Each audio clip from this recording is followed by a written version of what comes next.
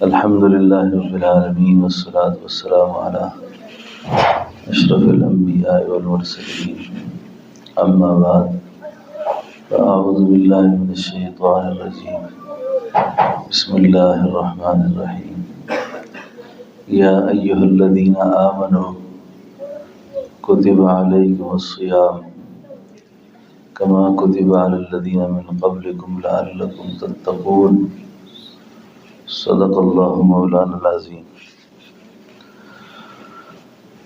ان اللہ وملائکتہ یصلون علی النبی یا ایہا الذین آمنوا صلوا علیہ وسلموا تسلیما اللہم صل علی روح محمد فی الارواح اللہم صل علی جسد محمد فی الاجساد اللہم صل علی قبر محمد فی القبور۔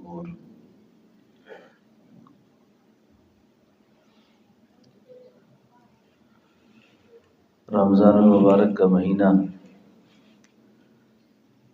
بہت ہمارے قریب ہو گیا ہے۔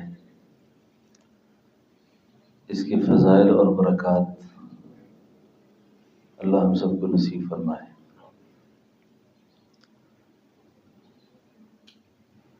یہ مبارک ساعتیں آئندہ سال کس کو نصیب ہوتی ہیں اور کس کو نہیں ہوتی، اور کتنے ہمارے جاننے والے احباب رشتہ دار جو پچھلے سال تھے اور اب نہیں ہیں، اور ہم میں سے ہی پتہ ہی کتنوں کو پتہ کٹ چکا ہے اور ہمارے علم میں یہ بات ابھی نہیں ہے۔ تو اس موقع کو غنیمت جانتے ہوئے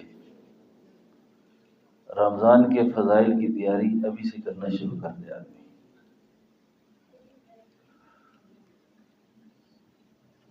اور اللہ جل شانہ سے اس مہینے کی برکات کی التجا کرے کہ اللہ تعالیٰ مجھے اس مہینے کی برکات نصیب فرما دے۔ بہت کم مواقع ایسے ہیں جن مواقع پر رسول اللہ صلی اللہ علیہ وسلم کی طرف سے بد دعا کے الفاظ آئے ہیں، یعنی بہت کم مواقع ہیں۔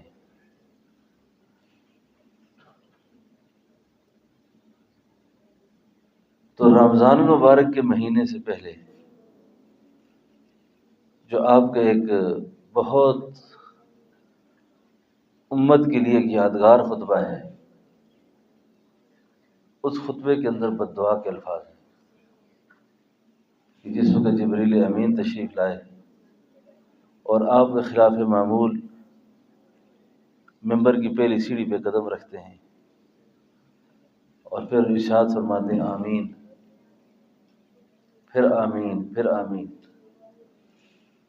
یاران رسول پوچھتے ہیں، صحابہ کرام پوچھتے ہیں، اللہ کے حبیب آپ نے خلاف معمول آمین کہی آپ نے، تو آپ صلی اللہ علیہ وسلم نے اس کے جواب میں فرمایا تھا میرے پاس جبریل آئے تھے اور جبریل نے ایک بد دعا کی ہے، میں نے اس بد دعا پہ آمین کہی ہے۔ اگر آپ بد دعا پہ غور کر لیں تو ہمیں اس رمضان میں اپنے احتساب کا اچھا موقع مل سکتا ہے، ہمیں اپنے احتساب کا اچھا وقت مل سکتا ہے کہ رسول اللہ صلی اللہ علیہ وسلم نے بد دعا کیا فرمائی جبریل نے، اور کس بد دعا پہ آمین کہی گئی۔ وہ تین باتیں ہیں۔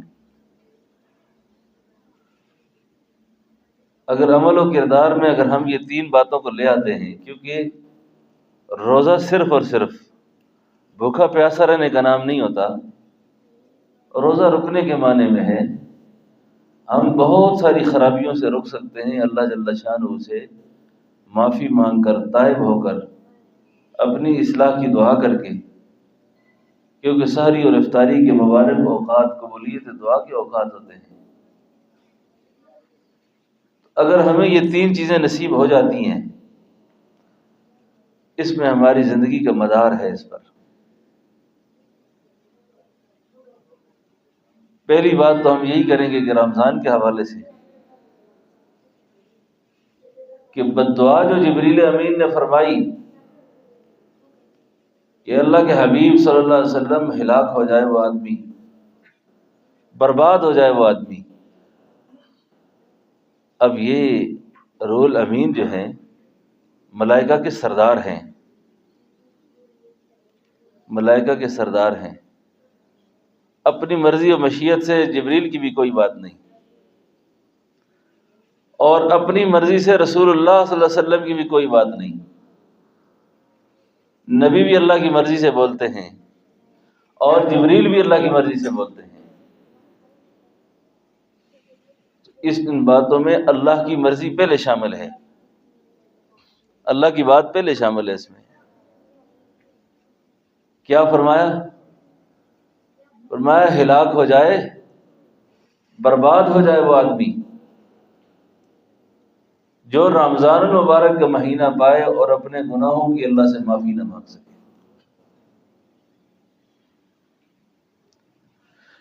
رمضان کے مہینے کو پائے اور اپنے گناہوں کی معافی نہ مانگ سکے.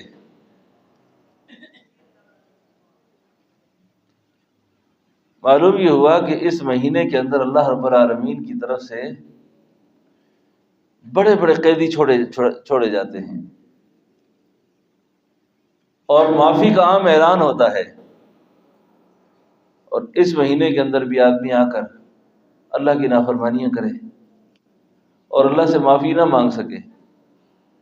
اب جبریل کی بد دعا پر اللہ کے نبی آمین کہنے والے ہیں. بد دعا کس نے دی اور آمین کس نے کہی؟ کون بچ سکتا ہے اس سے؟ کون بچ سکتا ہے اس بد دعا سے؟ اس لیے اللہ جل شانہ اس مہینے کا ادب احترام نصیب فرمائے، اور تاکہ ابھی سے ہماری نیتوں میں 2-4-10 دن رہ گئے، 5 دن، ابھی سے ہمارے جذبوں میں یہ بات شامل آ جائے کہ میں نے رمضان المبارک کے اندر اس طرح کا وقت نہیں گزارنا جو 11 مہینے پہلے گزار چکا ہوں. جو 11 مہینے میں نے پہلے گزارے ہیں، نہ نماز کا پتہ ہے، نہ تکبیر اللہ کا پتہ ہے، اور نہ جماعت کے اہتمام کا کوئی معلوم ہوا ہے. بس ایک روٹین پوری کی ہے، اگر کسی نے کی بھی ہے تو کچھ حال نہیں، کوئی کیفیت نہیں، کوئی معمول نہیں. شام ہوا تو پکوڑوں سموسوں کا غم، ساری ہوا تو کھانے پینے کا غم. یعنی یہ چیزیں تو رمضان کے مقاصد میں نہیں ہیں. یہ مہینہ تو صرف اپنے آپ کو بخشوانے کا ہے، ہمیشہ کے لیے اللہ سے قبول کروانے کا ہے. فرمایا ہلاک ہو جائے وہ، برباد ہو جائے وہ آدمی جو رمضان کا مہینہ پائے اور اپنے گناہوں کی معافی نہ مانگ سکے، اپنے گناہوں کی معافی نہ مانگ سکے. اور یہ وہ مہینہ مبارک جس میں اللہ کا ایک فرض حکم متوجہ ہے. یعنی روزہ پورا سال نہیں ہے، ایام معدودات ہے، گنتی کے دن ہیں سارے.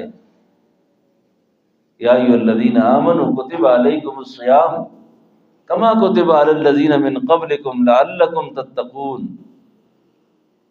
ہم اس روزے کے ذریعے سے چاہ یہ رہے ہیں کہ تم ہمارے ہو جاؤ. یعنی اللہ رب العالمین روزہ رکھوا کر کیا چاہتے ہیں کہ آپ متقی بن جاؤ، ہمارے دوستوں میں آ جاؤ.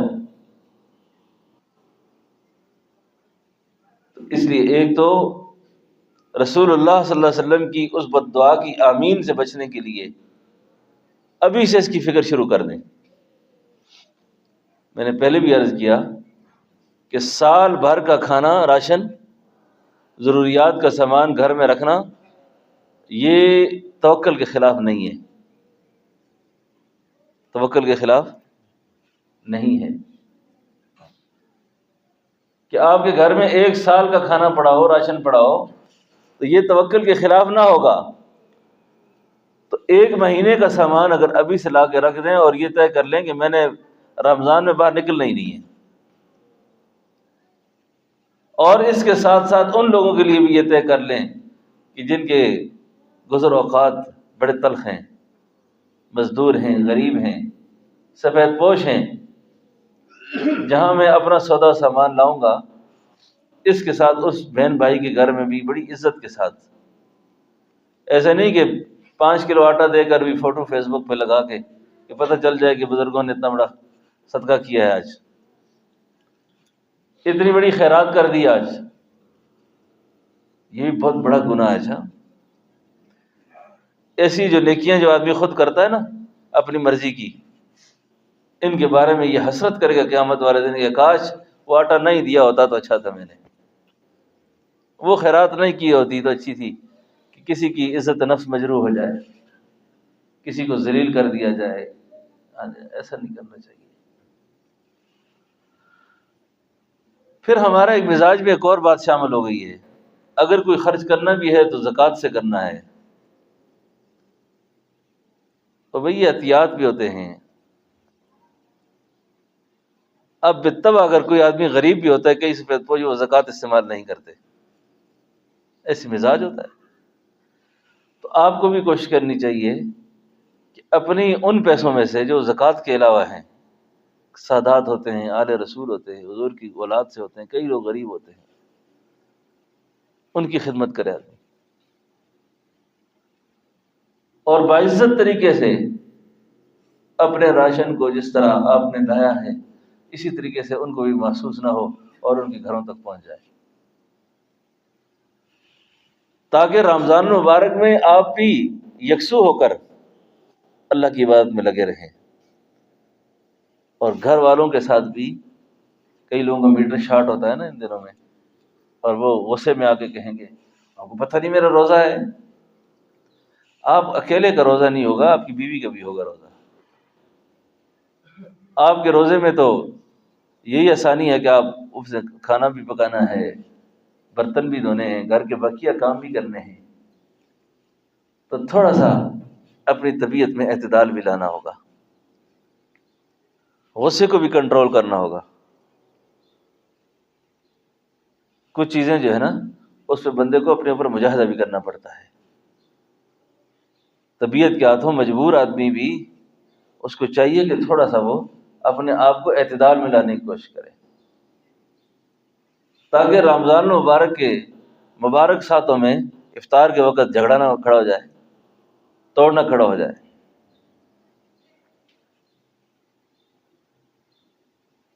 تو یا ایھا الذین آمنوا کتب علیکم الصیام، آپ پہ روزہ فرض کیا گیا ہے، آپ سے پہلی امتوں میں بھی فرض تھا۔ فرض کیا کیوں ہم نے؟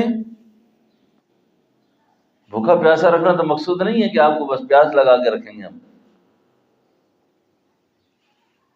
لعلکم تتقون، ہم چاہتے ہیں کہ آپ ہمارے بن جائیں۔ بس اس روزے کے ذریعے سے بندے کو اللہ کا بہت قرب نصیب ہوتا ہے۔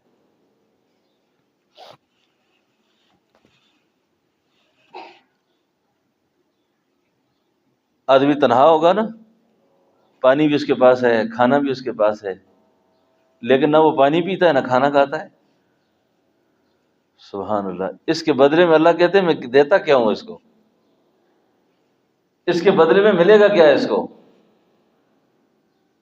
اللہ فرماتے ہیں الصوم لی وانا اجزی بی واجزی بی، روزہ میرے لیے ہے اور میں خود اس کی جزا ہوں، یا میں اس کی جزا دوں گا۔ تو معلوم کیجئے کہ یہ کتنی بڑی عبادت ہے کہ جس کے بدلے میں اللہ مل رہے ہیں، اور جنہوں نے آپ کے اکرام سے، آپ کی طرف سے ملنے والے آٹا چینی چاول سے روزہ رکھا، کتنا بڑا اجر و ثواب ہے آپ کو۔ اس لیے نیک انسان کی تعریف سنیے،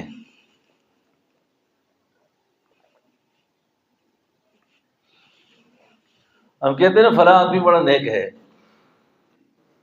فلاں آدمی بہت بزرگ آدمی ہے۔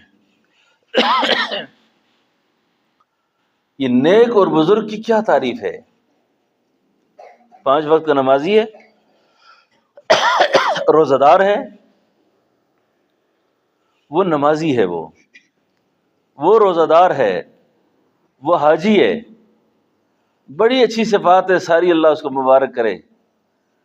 لیکن نیک اور پرہیزگار کی تعریف یہ ہے کہ جب اس کے سامنے امت کا کوئی غم آئے، امت کی کوئی پریشانی آئے، کسی بہن بھائی کی کوئی غریبی محتاجی کی خبر پہنچے، اس تک بے چین ہو جائے کہ میں کس طرح اس کی ضرورت پوری کروں، میں کس طرح اس کی ضرورت کو پوری کر سکتا ہوں. آپ اکرام مسلم کی بات کرتے ہیں نا، تبلیغ میں چلتے، چوتھا نمبر بیان ہوتے اکرام مسلم ہے. اکرام مسلم، اکرام مسلم کی جو تعریف ہے نا، وہ کوئی پوچھے نا تو سیدنا حضرت ابوذر غفاری سے پوچھے، اس صحابہ سے پوچھے کہ بھئی اکرام مسلم کیا ہے، احترامات کیا ہیں مسلمان کے. سیدنا عمر رضی اللہ عنہ کے دور میں ایک شخص قتل کے مقدمے میں پکڑ کے لایا گیا. قتل کے مقدمے میں اس نے سیدنا عمر سے درخواست کی کہ یہ شخص میرے باپ کا قاتل ہے، میں اس کے لیے آپ سے شریعت کی سزا چاہتا ہوں. بندے نے کہا تو نے قتل کیا؟ اس نے کہا حضور قتل تو ہو گیا مجھ سے، اس کے جانور میری زمینوں میں آئے تھے، میں ہنکا رہا تھا، پتھر اس کے سر میں لگ گیا، عمدن نہیں کیا، میں نے ارادہ نہیں تھا، بس قتل ہو گیا. اس نے کہا جیسے بھی ہوا ہے، لیکن اب تو شریعت کی سزا کے لیے تیار رہے کہ ہم آپ کو قتل کریں گے.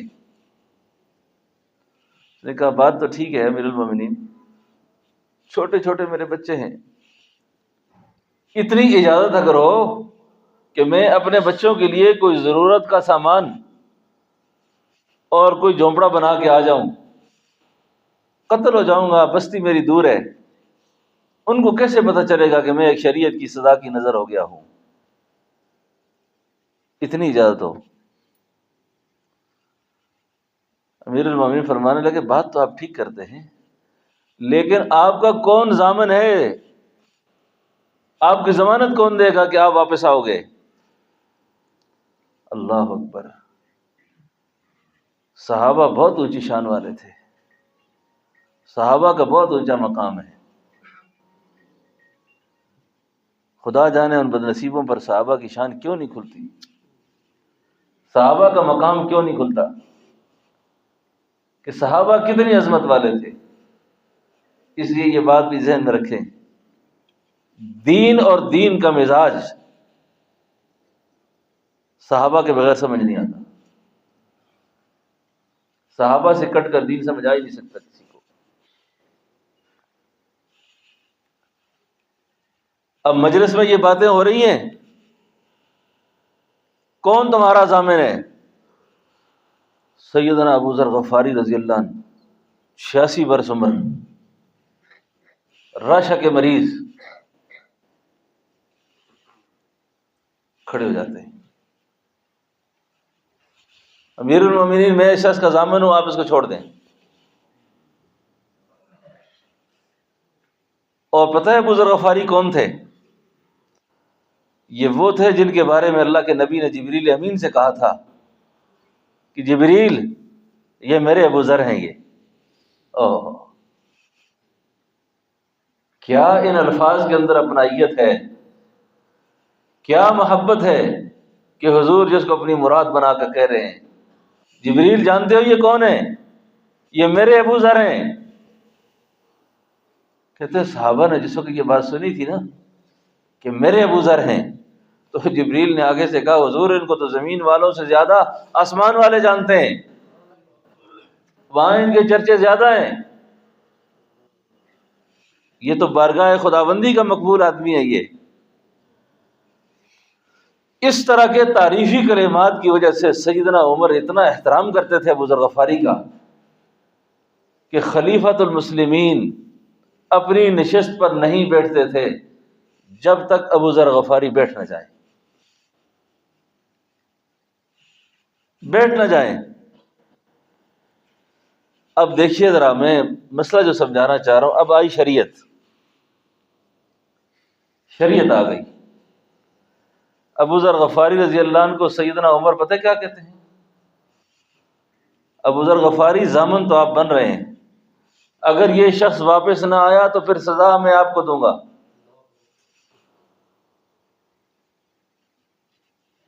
بات سمجھ آ گئی ہے؟